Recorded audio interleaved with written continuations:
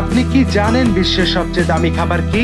এর নাম ক্যাভিয়ার। মূলত ক্যাভিয়ার হচ্ছে স্টার্জিয়ন মাছের ডিম, বিশেষ করে বেলুগা, ওয়েস্টা ও সেপ্লুগা প্রজাতির মাছ থেকে সংগ্রহিত।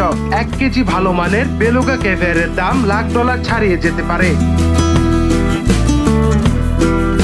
এই বিলাসবহুল খাবারটির উৎপত্তি পারস্য উপসাগরীয় অঞ্চল থেকে।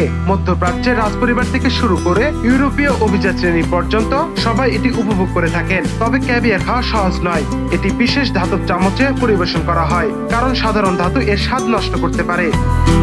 বিশ্বের সবচেয়ে দামি ক্যাভিয়ার হলো অ্যালমাস, যা আসে 100 বছর পুরনো স্টার্জিয়ন মাছ থেকে। এটি পরিবেশন করা হয় সোনার পাত্রে।